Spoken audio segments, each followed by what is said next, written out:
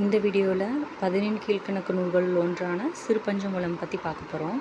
இதுக்கு முன்னாடி திரிக்கடுகம் அந்த மாதிரி மற்ற 17 கீழ்க்கணக்கு நூல்கள் பார்த்துட்டு இருந்தோம். சிறுபஞ்சமூலம் ஒரு அறநூல் தான். இதை இயற்றியது யார் அப்படின்னா காரியாசான் இயற்றியிருக்காரு. மனித வாழ்வை செழுமையாக்குபவை அறப்பண்புகளை. காலந்தோறும் தமிழில் அறக்கருத்துக்களை கூறும் இலக்கியங்கள் தோன்றி வருகின்றன. அவற்றுள் ஒன்றுதான் சிறுபஞ்சமூலம் எனும் நூல். வயதுக்கும் அறிவுக்கும் சில நேரங்களில் தொடர்பு இருப்பதில்லை. சாதனைக்கு வயது ஒரு தடை இல்லை அப்படிங்கிறத பற்றி தான் இந்த நூலில் பார்க்க போகிறோம், இந்த லெசனில் பார்க்க போகிறோம். அறிவுடையார் தாமே உணர்வர். பூவாது காய்க்கும் மரமுல நன்று அறிவார். மூவாது மூத்தவர் நூல் வல்லார். தாவா விதையாமை நாறுவ வித்து உல. மேதைக்கு உரையாமை செல்லும் உணர்வு. இப்போ என்ன இதில் கேள்வி கேட்பாங்கன்னா, சிறுபஞ்சமூலத்தில் எந்த மாதிரி கேள்வி கேட்டிருக்காங்கன்னா, ஒரு கோட்ஸ் கொடுத்து இதனுடைய மேற்கோள்கள் கொடுத்து இது என்ன நூல்னு கேட்கலாம். இல்லாட்டி இப்போ உரையாமைன்னு இருக்கா, உரையாமை அப்படிங்கிறது இலக்கண குறிப்பில் எது வரும் அப்படின்னு பார்த்துட்டோம்னா எதிர்மறை தொழிற்பெயராக வரும். உரையாமை அப்படிங்கிறது எதிர்மறை தொழிற்பெயராக வரும். இதெல்லாமே உரையாமைங்கிறது ஒரு ப்ரீவியஸ் கொஷின் தான்.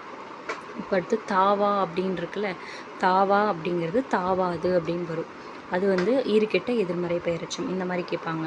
இன்னொன்று என்ன கேட்கலான்னா, அந்த அறநூல்கள் பற்றி என்ன கேட்டிருக்காங்கன்னா, எல்லா இதுலேயும் ஆசிரியர் பெயர் நூலுடைய பெயர் அப்படி தான் மேட்ச் பண்ண சொல்லி கேட்டிருக்காங்க. அப்போ சிறுபஞ்சமூலத்தை இயற்றியது யாருன்னா காரியாசான்.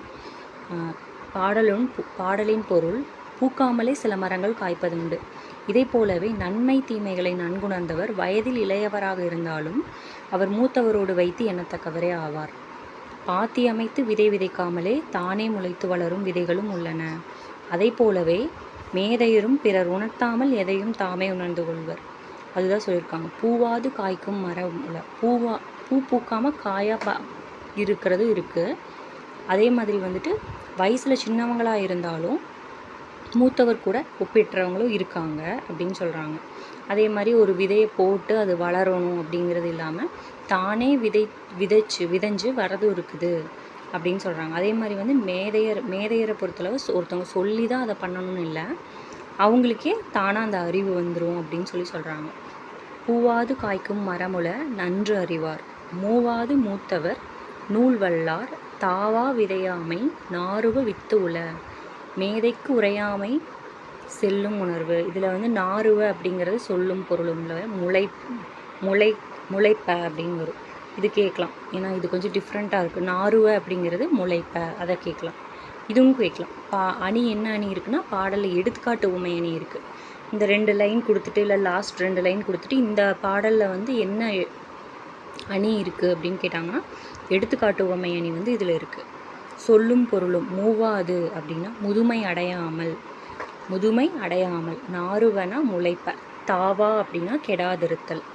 இலக்கண குறிப்பில் அறிவார் வல்லார் இது வினையாளனையும் பெயர். இது கண்டிப்பாக கேட்பாங்க. இந்த மாதிரி இருக்கிறதெல்லாம் அறிவார் வல்லார் இதெல்லாமே கண்டிப்பாக கேட்பாங்க. வினையாளனையும் பெயர். இது விதையாமை உரையாமை அப்படிங்கிறது எதிர்மறை தொழிற்பெயர்கள். இதெல்லாம் தொழிற்பெயர்னால் விதைத்தல் உரைத்தல் அப்படிங்கிறது எல்லாமே தொழிற்பெயர். விதையாமை அப்படிங்கிறப்ப ஆன்னு ஒரு சவுண்டு வருதா, அது எதிர்மறை சொல். அப்படிங்கிறது விதையா அப்படின்னு வருது இல்லை, அது எதிர்மறை சொல் அப்படிங்கிறது. அதனால் விதையாமை அப்படிங்கிறது எதிர்மறை தொழிற்பெயர் அப்படின்னு சொல்கிறாங்க. தாவா அப்படின்னா தாவாது அப்படின்னு வரணும், ஆனால் இதில் தாவான்னு மட்டும்தான் கொடுத்துருக்காங்க. அப்போ இது என்னாச்சு, கடைசியில் இருக்கிறது ஈறுகெட்ட எதிர்மறை பெயரச்சம் அப்படின்னு சொல்கிறாங்க. இது பகுபத உறுப்பு இலக்கணம் தெரிஞ்சு வச்சுக்கணும். உரையாமை அப்படின்னா உரை கூட்டல் ஈ கூட்டல் ஆ கூட்டல் மை. இதில் உரை அப்படிங்கிறது பகுதி எப்பவுமே எப்படி இருக்கும்னா ஒரு கட்டளை சொல்லில் தான் இருக்கும். கட்டளை சொல்ல வர்றது எது அப்படின்னு கேட்டாங்கன்னா அது பகுதி. ஈ அப்படிங்கிறது சந்தி. ஆ அப்படிங்கிறது இப்போ தானே பார்த்தோம் எதிர்மறை இடைநிலை, அது எதிர்மறை இடைநிலை. மை அப்படிங்கிறது தொழிற்பெயர் விகுதி அப்படின்றாங்க. காய்க்கும் அப்படிங்கிறதுல காய் கூட்டல் இக்கு கூட்டல் அப்படின்னு வந்திருக்கா. இது காய் அப்படிங்கிறது பகுதி, இக் அப்படிங்கிறது சந்தி, இக் அப்படிங்கிறது எதிர்கால இடைநிலை. காய்க்கும் அப்படின்னு சொல்லும்போது நம்மளுக்கு தெரியுது ஃப்யூச்சர் டென்ஸை தான் சொல்லுதுன்னு. இப்போ எதிர்மறை இடைநிலை. அப்படிங்கிறது பெயரச்சம். இதில் என்ன கேட்பாங்கன்னா, பெயரச்சம் எது வினையச்சம் எது வினையாளனையும் பெயர் எதுன்னு கேட்பாங்க. இப்போ பெயரச்சம்னா என்னென்னா, ஒரு பெயரை கொண்டு முடிகிறது தான் பெயரச்சம். இப்போ காய்க்கும் அப்படிங்கிறது நம்ம கம்ப்ளீட் பண்ணணும். அந்த வேர்டை கம்ப்ளீட் பண்ணோம்னா காய்க்கும் மலர்னு சும்மா சொல்லலாம். காய்க்கும் கனி இல்லாட்டி காய்க்கும் கனி அப்படின்னு கனி அப்படிங்கிறது ஒரு பெயர் தானே. அப்போ வந்து பெயரை கொண்டு முடியும் எச்சம். காய்க்கும்ங்கிறது ஒரு எச்சம். காய்க்கும் கனி அப்படின்னு சொல்லும்போது பெயரை கொண்டு முடியுது. பெயரை கொண்டு முடியும் எச்சம் வந்து பெயரெச்சம். அடுத்தது நூல்வெளி. தமிழில் சங்க இலக்கியங்களை தொடர்ந்து நீதி நூல்கள் தோன்றின. சங்க இலக்கியங்களை தொடர்ந்து நீதி நூல்கள் தோன்றின. அது சங்க இலக்கியங்கள்னு என்ன சொல்லலாம், 10 பாட்டு, 8 தொகை, இதெல்லாமே சங்க இலக்கியங்கள். அதை தொடர்ந்து வந்தது தான் இந்த நீதி நூல்கள். நீதி நூல்கள் என்னன்னு சொல்லுவாங்கன்னா 14 கீழ்கணக்கு நூல்கள் அப்படின்னு தொகுத்துருப்பாங்க. அவை 14 கீழ்கணக்கு நூல்கள்னு தொகுக்கப்பட்டிருக்கும்.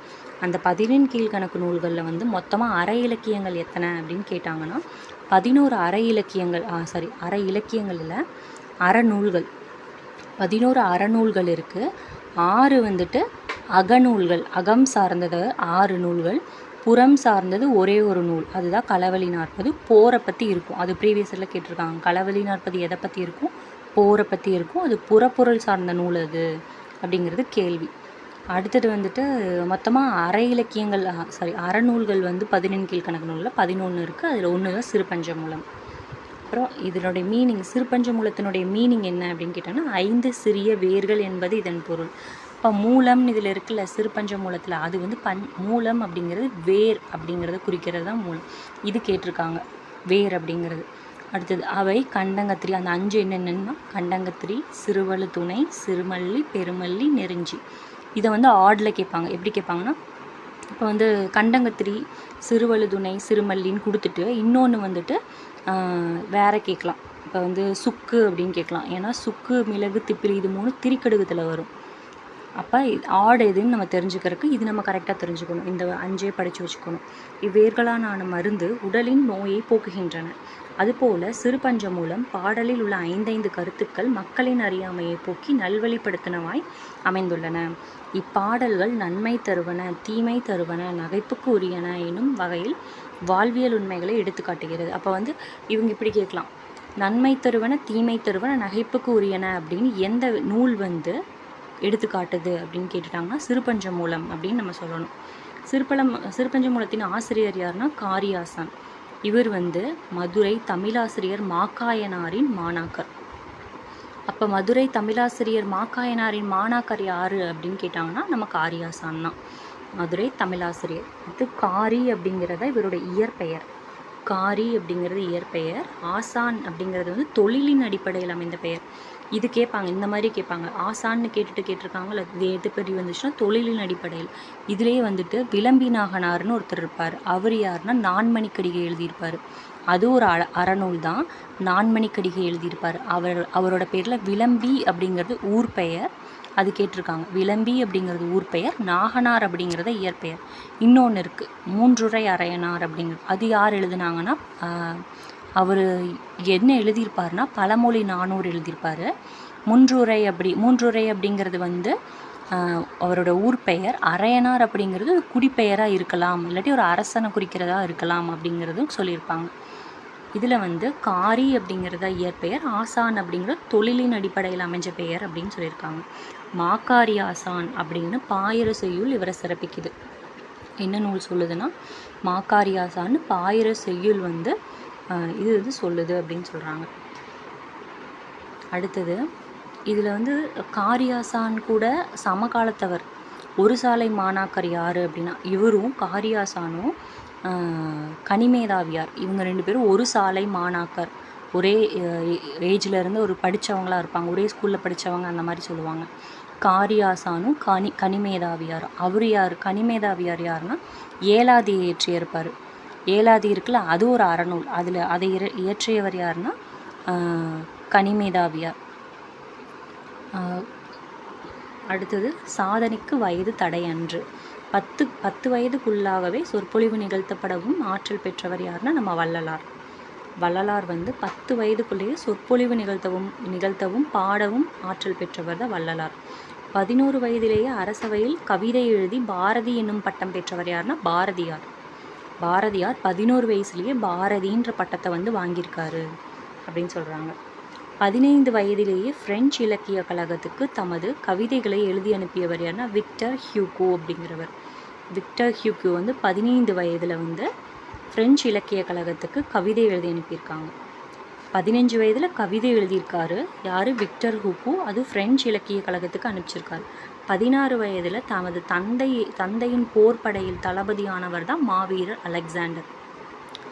16 வயதில் எல்லாம் லவ் பண்ணிகிட்டு இருப்பாங்க. இவர் வந்து போர் செஞ்சுட்டு இருந்திருக்காரு. யார்? மாவீரன் அலெக்சாண்டர் வந்து தளபதியாக போர் செஞ்சுட்டு இருந்திருப்பார். 17 வயதில் வந்து பைசா நகர சாய்ந்த கோபுரத்தின் விளக்கு ஊசலாடுவது குறித்து ஆராய்ச்சி பண்ணவர் யாருன்னா கலீலியோ. இதெல்லாமே கேட்குற கேள்விகள் தான், அதனால் எல்லாம் படித்து வச்சுக்கணும். 17வது வயதிலேயே பைசா நகர சாய்ந்த கோபுரத்தின் விளக்கு ஊசலாடுவது குறித்து ஆராய்ந்தவர் தான் அறிவியலாளர் கலீலியோ. சிறுபஞ்சமூலத்தின் ஒவ்வொரு பாடலிலும் 5 கருத்துக்கள் இடம்பெற்றுள்ளன. அதுபோலவே ஒரு பாடலில் 6 கருத்துக்களை கொண்ட அறநூல்கள் 14 கீழ்கணக்கு வரிசையில் அமைந்துள்ளன. அந்நூல்கள் பற்றி உங்களுக்கு தெரியுமா? இதெல்லாமே கேட்ட கேள்விதான். 3 அருங்கருத்துக்கள் சொல்கிற நூல் இருக்குது. அது எதுனா திரிக்கடுகம் என்னென்னதுன்னா சுக்கு, மிளகு, திப்பிலி அந்த பொருட்கள் இருக்குல்ல, அந்த பொருட்கள் வந்து உடல் நோயை போக்குற மாதிரி 3 அருங்கருத்துக்கள் வந்து போக்கும் அப்படின்னு சொல்கிறாங்க. 6 அருங்கருத்துக்கள் எதுனா ஏலாதியில் 6 அருங்கருத்துக்கள் சொல்லுவாங்க. 5 அருங்கருத்துக்கள் சிறுபஞ்சமூலத்தில் சொல்லுவாங்க. இது 9th ஓல்டு புக். சிறுபஞ்சமூலமே தான். கண்வனப்பு கண்ணோட்டம், கால்வனப்பு செல்லாமை, எண்வனப்பு இத்துணையாம் என்றுரைத்தல், பண்வனப்பு கேட்டார் நன்றென்றல், கிளர்வேந்தன் தன்னாடு வாட்டான் நன்றென்றல் வனப்பு. காரியாசான் இதை ஏற்றியது. கண்ணுக்கு அழகு எது அப்படின்னா பொருள். கண்ணுக்கு அழகு எதுனா இரக்கம் கொள்ளல். காலுக்கு அழகு பிறரிடம் இறந்து செல்லாமை. ஆராய்ச்சிக்கு அழகு தமது முடிவை துணிந்துரைத்தல். இசைக்கு அழகு அதனை கேட்போர் நன்றென புகழ்தல். அரசனுக்கு அழகு குடிமக்களை வருத்தாமல் காப்பவன் என்று பிறர் அவனை புகழ்ந்துரைத்தல். இதில் வந்து இதில் வந்து வனப்புன்னு வந்துச்சுனாலே சிறுபஞ்சமூலம் தான். இந்த மாதிரி ஒரு சில வேர்டு ரிப்பீட்டாக வரதில் வந்து பார்த்துட்டோம்னா முதுமொழி காஞ்சியில் வந்து சிறந்தன்று அப்படின்னு வரும். இந்த சிறுபஞ்சமூலத்தில் வனப்புன்னு வரும். அதே மாதிரி வந்து இவர் வாணிதாசன் அவரோட பாடலில் ஒன்று தோன்றின்னு வரும். தோன்றின்னு வந்துச்சுனாலே வாணிதாசன் அப்படின்னு ஞாபகம் வச்சுக்கோங்க. சும்மா அதை நீங்கள் ரீட் பண்ணும்போது உங்களுக்கு தெரியும். சிறுபஞ்சமூலத்தில் வந்துட்டு வனப்புன்னு வரும். அதுக்கப்புறம் வந்து இவர் முதுமொழி காஞ்சியில் வந்து சிறந்தன்று அப்படின்னு வரும். கண்ணோட்டம் சொற்பொருள் பார்த்துட்டோம்னா கண்ணோட்டம் அப்படின்னா இரக்கம் கொள்ளுதல். எண்வனப்பு அப்படின்னா ஆராய்ச்சிக்கு அழகு அப்படின்னு அர்த்தம். எண்வனப்பு அப்படின்னா ஆராய்ச்சிக்கு அழகு. வனப்பு அப்படின்னா அழகு. கிளர்வேந்தன்னா புகழுக்கு உரிய அரசன். கிளர்வேந்தன் அப்படின்னா புகழுக்குரிய அரசன். வாட்டான் அப்படின்னா வருத்தமாட்டான். இலக்கண குறிப்பு கண்ணோட்டம், செல்லாமை, உரைத்தல் இதெல்லாமே தொழிற்பெயர்கள் தான். என்றல் கூட தொழிற்பெயராமா. இதில் நம்மளுக்கு என்ன கேட்கலாம்னா கண்ணோட்டம்னா என்ன அப்படின்னு கேட்கலாம். கண்டிப்பாக கேட்பாங்க. கண்ணோட்டம் அப்படின்னா தொழிற்பெயர், என்றல் அப்படின்னாலும் தொழிற்பெயராமா. இது ரெண்டும் ஞாபகம் வச்சுக்கணும். கேட்டார் வாட்டான் அப்படிங்கிறது வினையாளனையும் பெயர் அப்படின்னு சொல்கிறாங்க. அது அப்புறம் பகுபத உறுப்பிலக்கணம். இது வந்து நம்ம தெரிஞ்சு வச்சுக்கணும். கேட்டார் அப்படின்னா கேள் அப்படிங்கிறத கேட் அப்படின்னு மாறி இருக்கு. இட் கூட்டல் ஆர். கேள் அப்படிங்கிறது பகுதி எப்பவுமே எப்படி வரும்னா ஒரு கட்டளை பொருள் தான் வரும் பகுதி. இல்லு வந்து இட்டானது விகாரம். இட்டு அப்படிங்கிறது கேட்டார் அப்படின்னா கேட்டுட்டார், அப்போ இறந்த காலம். இந்த இட்டு வந்து இறந்த காலத்தோடு. ஆர் அப்படிங்கிறது பலர்பால் வினைமுற்று விகுதி. இதில் என்ன இருக்குன்னா சொல் பொருள் பின்வரும் நிலையணி. சொல் பொருள் பின்வரும் நிலையணின்னா என்னென்னா ஒரு சொல் அதே பொருளை கொண்டு திருப்பி வந்துட்டே இருக்குது அப்படின்னா அதுதான் சொல் பொருள் பின்வரும் நிலையணி. ஃபார் எக்ஸாம்பிள் கண் வனப்பு அப்படின்னா அழகு, கண்ணுக்கு அழகு. கால் வனப்பு அப்படின்னா காலுக்கு அழகு. எண் வனப்புன்னா ஆராய்ச்சிக்கு அழகு. அடுத்தது பண் வனப்புனா பாட்டுக்கு அழகு. அப்படின்னா வனப்பு அப்படிங்கிற ஒரு சொல் வந்துட்டு அழகு அப்படின்ற பொருளை தான் திருப்பி வந்துட்டே இருக்குது. இதுதான் சொல் பொருள் பின்வரும் நிலையணி. இதுக்கு முன்னாடி பார்த்த பாட்டில் என்ன இருந்துச்சு? எடுத்துக்காட்டு உவமையணி இருந்தது. அடுத்தது ஆசிரியர் குறிப்பு. இது அதே தான். காரியாசான் மதுரை தமிழாசிரியர் மாக்காயனாரின் மாணவர் தான் இவர். சிறப்பாயிரம் கூறுது. இவர் சமண சமயத்தை சார்ந்தவர். இவரும் கனிமேதாவியரும் ஒரு சாலை மாணாக்கர். அதை பார்த்தோம். இவரும் கனிமேதாவியர். இது கனிமேதாவியர் இயற்றியது என்னதுன்னா ஏலாதி. பெரும்பான்மை பொது அறக்கருத்துக்களும் சிறுபான்மை சமண அறக்கருத்துக்களும் இந்நூல் இடம்பெற்றுள்ளது.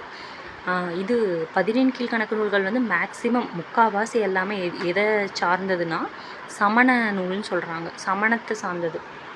ஓகே, அடுத்தது பெரும்பான்மை பொது அறக்கருத்துக்களுடைய நூல், சிறுபான்மை வந்து சமண அறக்கருத்துக்கள் வந்து இந்த நூலில் இடம்பெற்றிருக்கு அப்படின்னு சொல்கிறாங்க. என்ன நூல்? சிறுபஞ்சமூலத்தில். அடுத்து சிறுபஞ்சமூலம் 17 கீழ்கணக்கு நூல்களுள் ஒன்று. இதன் ஆசிரியர் காரியாசான். இந்நூல் கடவுள் வாழ்த்துடன் 97 வெண்பாக்கள் உள்ளன. கண்டங்கத்திரி, சிறுவழுதுணை, சிறுமல்லி, பெருமல்லி, நெருஞ்சி ஆகிய 5 மூலிகையின் வேர்களும் உடல் நோயை தீர்ப்பன. இதில் 97 வெண்பாக்கள்னு கொடுத்துருக்காங்கல்ல, இது வெண்பாக்கள் அப்படிங்கிறது ஒரு கேள்வி தான். என்னென்னு கேட்டிருந்தாங்கன்னா அற இலக்கியங்கள் வந்து என்ன பாக்களால் ஆனது அப்படின்னு கேட்டிருப்பாங்க ப்ரீவியஸ் இயர் கொஷின். அது என்னன்னா வெண்பாக்களால் ஆனது. அற இலக்கியங்கள் எல்லாமே வெண்பாக்களால் தான் ஆயிருக்கும் அப்படின்னு சொல்கிறாங்க. வெண்பா செப்பலோசை உடையது, வெண்பா வந்து செப்பலோசை உடையது. 5 மூலிகையின் வேர்களும் உடல் நோயை தீர்ப்பன. அதுபோல இந்நூலில் ஒவ்வொரு பாடலும் கூறப்பட்ட 5 கருத்தும் மக்கள் மனநோயை போக்குவன. ஆகையால் இந்நூல் சிறுபஞ்சமூலம் அப்படின்னு பெயர் பெற்றிருக்கும். கண்ணுக்கு அழகு எது? கண்ணோட்டம். அதாவது கண்ணுக்கு அழகு இரக்கம் கொள்ளுதல். என்வனப்பு இத்துணையாம் என்று உரைத்தல். 3 சுழினா வரும். இந்த மாதிரி கேள்விகள் எல்லாமே நம்ம இப்போ ரீசெண்டான இயர்ஸில் கேட்டுட்ருக்காங்க. 3 சுழினா வருமா, 2 சுழினா வருமான்ட்டு. அதெல்லாம் நம்ம பார்த்துக்கணும். பண்ணுக்கு அழகு எது? கேட்போர் நன்று என்றல். கேட்குறவங்க நல்லா இருக்கு பாட்டு அப்படின்னு சொல்கிறது. பண் அப்படின்னா பாட்டுன்னு அர்த்தம். பிறரிடம் இறந்து செல்லாமை வந்து காலுக்கு அழகு. இப்போ காலுக்கு அழகு என்னென்னா பிறரிடம் இறந்து செல்லாமை. ஓகே, பின்வரும் நிலையணின்னு என்னென்னு பார்த்துக்கலாம். ஒரு செய்யுளில் முன்னர் வந்த சொல்லோ பொருளோ பின்னர் பலவிடத்தும் வரின் அது பின்வரும் நிலையணியாகும். இது வந்து சொல் பின்வரும் நிலையணின்னு இருக்குது, பொருள் பின்வரும் நிலையணி இருக்குது, சொற்பொருள் பின்வரும் நிலையணின்னு இருக்குது, உவமை பின்வரும் நிலையணின்னு இருக்குது. அப்போ பின்வரும் நிலையணி 4 வகைப்படும். இதெல்லாம் வந்து இந்த ரீசன்ட் இயர்ஸில் கேட்டாலும் கேட்கலாம். 4 வகை இருக்குது. பின்வரும் நிலையணி எத்தனை இருக்குது அப்படின்னு கேட்டாங்கன்னா 4 வகை இருக்குது. நம்ம இப்போ பார்த்தா சொல் பொருள் பின்வரும் நிலையணி. வனப்புங்கிறது திருப்பி வந்திருக்கா, அதனால். அவ்வளோதான் இந்த வீடியோ. தேங்க்யூ.